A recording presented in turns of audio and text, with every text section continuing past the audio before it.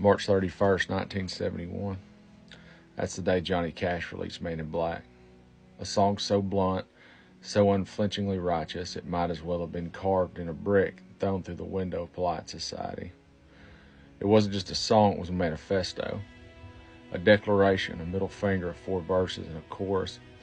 Cash didn't write it to make money or sell tickets or shake hands. He wrote it because someone had to say what was wrong with this country.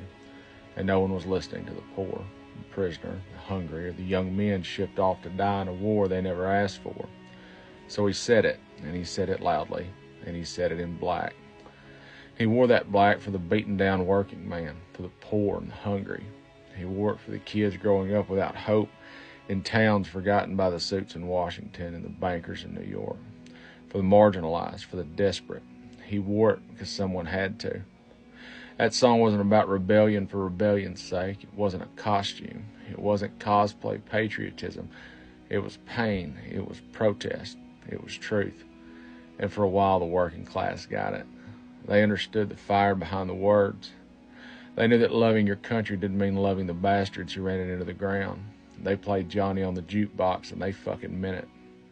And now the same working man rolls coal past a food bank with a "Don't Tread on Me" sticker and a cigarette in his mouth like he's winning. He waves a flag and thanks the billionaires for gutting his union. He calls public school teachers groomers and worships politicians who couldn't tell a Phillips head from a flathead. He's got 3 jobs and no health care, but by God, he's got freedom. Whatever the hell that means anyway. And it used to be that the working class didn't trust suits. They didn't trust clean fingernails and polished shoes. They knew damn well that if a man was smiling on TV, he was probably lying. And now they worship the con men. They fall in line. They scream "Real America" while cheering policies that cut taxes for yachts.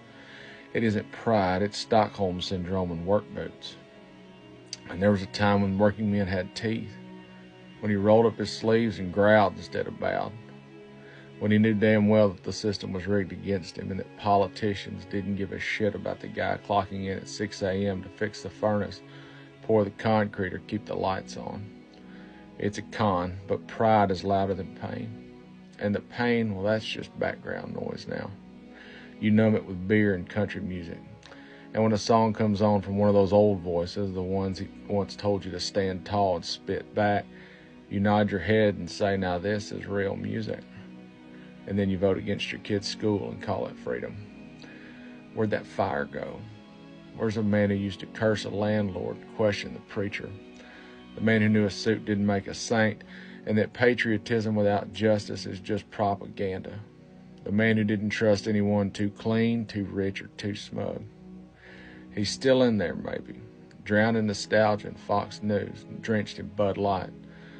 But maybe one day, when the factory doesn't reopen, when the medicine doesn't come, when the bills outlive the paycheck again, maybe he'll remember that those old outlaw songs weren't lullabies, they were battle cries. So you can keep your tailgates, your paint-by-number country songs written in some Nashville boardroom by men who don't know the smell of diesel or the sound of a screen door. Songs designed by algorithm and tested on teenagers. Songs about trucks and girls and flags and not one goddamn thing about pain or poverty or power.